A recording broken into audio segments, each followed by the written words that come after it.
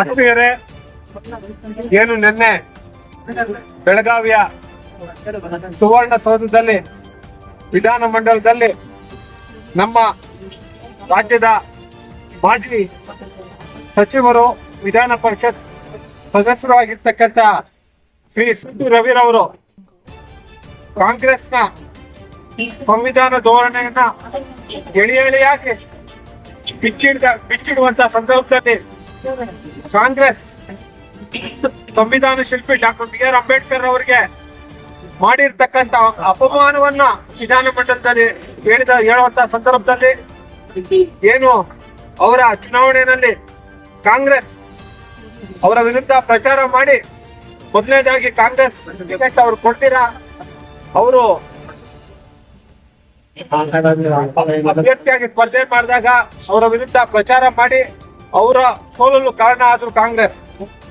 ಅದೇ ತರ ಅವರ ತೀರ್ಕೊಂಡಂತ ಸಂದರ್ಭದಲ್ಲಿ ದೆಹಲಿಯಲ್ಲಿ ಅವ್ರಿಗೆ 3ಕ್ಕೆ 6 ಅಡಿಯಷ್ಟು ಜಾಗ ಕೂಡ ಕೊಡ್ತೀರಾ ಅವ್ರಿಗೆ ಅಪಮಾನ ಮಾಡಿದ್ರು.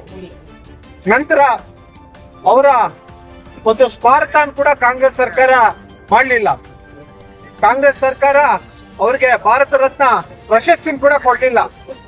ಮತ್ತೆ ಕಾಂಗ್ರೆಸ್ ಸಂವಿಧಾನಕ್ಕೆ ಮಾಡಿದಂತ ಅಪಮಾನವನ್ನ ಸಿ.ಟಿ. ರವಿರವರು ವಿಧಾನಮಂಡಲದಲ್ಲಿ ಎಡೆಯಾಗಿ ಬಿಚ್ಚಿಡ್ತಕ್ಕಂಥ ಸಂದರ್ಭದಲ್ಲಿ ನಮ್ಮ ರಾಜ್ಯದ ಮಹಿಳಾ ಮತ್ತು ಕಲ್ಯಾಣ ಮತ್ತು ಮಕ್ಕಳ ಇಲಾಖಾ ಸಚಿವರಾಗಿರ್ತಕ್ಕಂಥ ಶ್ರೀಮತಿ ಲಕ್ಷ್ಮೀ ಹೆಬ್ಬಾಳ್ಕರ್ ಅವರು ಏಕಾಏಕಿ ಫ್ರಸ್ಟ್ರೇಟ್ ಆಗಿ ನಮ್ಮ ಸಿ.ಟಿ. ರವಿರವರನ್ನ ಕೊಲೆಗಡಕ ಅಂತ ಸಂಬೋಧನೆ ಮಾಡ್ತಾರೆ. ಅಂತ ಒಂದು ಸಂದರ್ಭದಲ್ಲಿ ನೀವು ಫ್ರಸ್ಟ್ರೇಟ್ ಆಗಿದ್ದೀರಾ ಅಂತ ಸಿ.ಟಿ. ರವಿರವರು ಹೇಳ್ತಾರೆ. ಅವರು ಫ್ರಸ್ಟ್ರೇಟ್ ವರ್ಡ್ ನ ಪ್ರಾಸ್ಟಿಟ್ಯೂಟ್ ಅಂತ ಅಪಾರ್ಥ ಮಾಡಿಕೊಂಡು ಏಕಾಏಕಿ ಸಿ.ಟಿ. ರವಿರವರನ್ನ ಏಕವಚನದಲ್ಲಿ ಸಿ.ಟಿ. ರವಿಯವರ ತಾಯಿ, ಹೆಂಡತಿ, ಅಕ್ಕ ತಂಗಿಯರು, ಅವ್ರ ಮನೆಯವ್ರನ್ನೆಲ್ಲ ಅವಾಚ್ಯ ಶಬ್ದಗಳಿಂದ ಮಾನ್ಯ ಸಚಿವರು ನಿಂದನೆ ಮಾಡ್ತಾರೆ. ಇದಾದ್ಮೇಲೆ ಲಕ್ಷ್ಮೀ ಹೆಬ್ಬಾಳ್ಕರ್ ಮತ್ತು ಡಿ.ಕೆ. ಶಿವಕುಮಾರ್ ಮತ್ತು ಕಾಂಗ್ರೆಸ್ ಗುಂಡಾಗಳು ಸುವರ್ಣಸೌಧಕ್ಕೆ ಪ್ರವೇಶ ಮಾಡಿ ಪ್ರಜಾಪ್ರಭುತ್ವದ ದೇಗುಲ ವಿಧಾನಮಂಡಲ ಅದಕ್ಕೆ ಪ್ರವೇಶ ಮಾಡಿ ವಿಧಾನ ಪರಿಷತ್ ಸದಸ್ಯರಾದ ಸಿ.ಟಿ. ರವಿರವರ ಮೇಲೆ ಹಲ್ಲೆ ಮಾಡ್ತಾರೆ. ನಂತರ ಸಚಿವರಾಗಿರ್ತಕ್ಕಂಥ ಶ್ರೀಮತಿ ಲಕ್ಷ್ಮೀ ಹೆಬ್ಬಾಳ್ಕರ್ ಅವರ ಒಂದು ಏನು ದೂರಿನ ಪೂರಕವಾಗಿ ಸಿ.ಟಿ. ರವಿರವರನ್ನ ಪೊಲೀಸ್ ಅವರು ಅರೆಸ್ಟ್ ಮಾಡ್ತಾರೆ. ಅಂತ ಒಂದು ಸಂದರ್ಭದಲ್ಲಿ ಅವರನ್ನ ರಾತ್ರಿ ಎಲ್ಲ ಸುಮಾರು 4-5 ಪೊಲೀಸ್ ಠಾಣೆಗಳಿಗೆ ಸುತ್ತಾಡಿಸ್ತಾರೆ. ಸುಮಾರು 350 ಇಂದ ಹಿಡಿದು 400 ಕಿಲೋಮೀಟರ್ ರಾತ್ರಿ ಎಲ್ಲ ಅವ್ರನ್ನ ತಿರುಗಾಡಿಸಿದ್ದಾರೆ.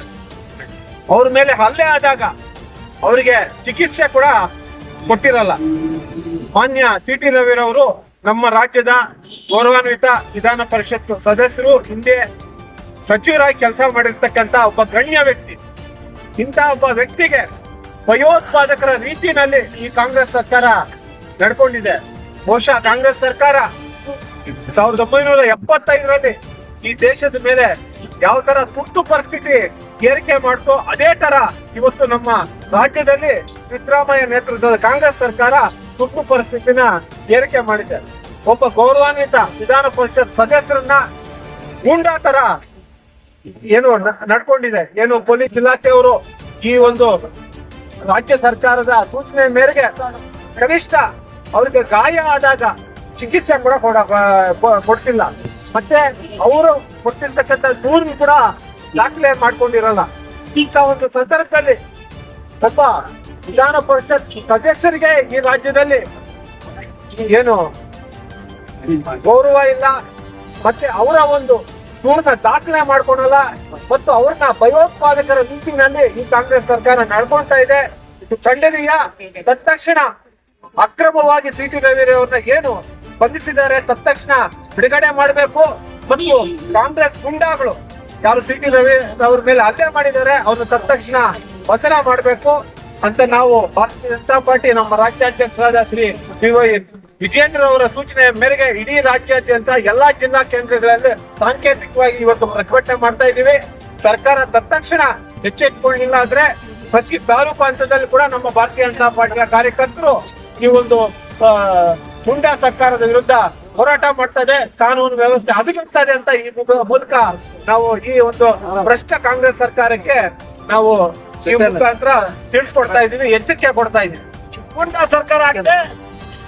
ನಿನ್ನೆ ಮಾನ್ಯ ವಿಧಾನ ಪರಿಷತ್ ಶಾಸಕರಾದಂತ ಸಿ.ಟಿ. ರವಿ ಅವರನ್ನ ಏನಿವತ್ತು ಮರ್ಡರ್ ಅಂತ ಉಲ್ಲೇಖ ಮಾಡಿ ಮಾತಾಡಿದಂತ ಲಕ್ಷ್ಮೀ ಹೆಬ್ಬಾಳ್ಕರ್ ಅವರು ವಿನಾಕಾರಣ ನಮ್ಮ ಸಿ.ಟಿ. ರವಿ ಮೇಲೆ ಆರೋಪ ಹೊರಿಸಿ ಅವರ ಗೂಂಡಾಗಳು ಇವತ್ತು ಬಂದು ಅವ್ರ ಮೇಲೆ ಹಲ್ಲೆ ಮಾಡುವಂತ ಪ್ರಯತ್ನದಲ್ಲಿ ಇವತ್ತು ಏಕಾಏಕಿ ಅವ್ರನ್ನ ಬಂಧಿಸಿ ಅವ್ರ ತಲೆಗೆ ಗಾಯ ಮಾಡಿ ಇವತ್ತು ಕಾಂಗ್ರೆಸ್ ಸರ್ಕಾರ ಗುಂಡಾ ಸರ್ಕಾರ ನೀತಿನ ಖಂಡಿಸಿ ಇವತ್ತು ರಾಜ್ಯಾಧ್ಯಕ್ಷರು ಮಾನ್ಯ ಶ್ರೀ ವಿಜೇಂದ್ರ ಅವರು ಕೊಟ್ಟಿರುವಂತಹ ಸೂಚನೆ ಮೇರೆಗೆ ಇಡೀ ರಾಜ್ಯದ ಎಲ್ಲಾ ಜಿಲ್ಲಾ ಕೇಂದ್ರಗಳಲ್ಲಿ ಇವತ್ತು ನಾವು ಹೋರಾಟ ಮಾಡ್ತಾ ಇದ್ದೀವಿ. ಇದು ಸಾಂಕೇತಿಕವಾದಂತ ಧರಣಿ.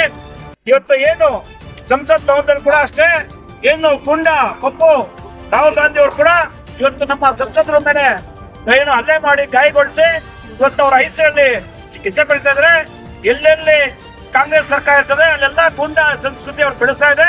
ಅದೇ ಸಂಸ್ಕೃತಿನ ರಾಹುಲ್ ಗಾಂಧಿ ಅವರು ಮುಂದುವರ್ಸ್ಕೊಳ್ತಾ ಇದ್ದಾರೆ. ಅದೇ ಸಂಸ್ಕೃತಿನ ಏನ್ ಸಿದ್ದರಾಮಯ್ಯ ಅವ್ರ ಸರ್ಕಾರ ಕೂಡ ಮುಂದುವರ್ಸ್ಕೊಂಡು ಹೋಗ್ತಾ ಇದೆ. ಇವತ್ತು ನಮ್ಮ ಸಿ.ಟಿ.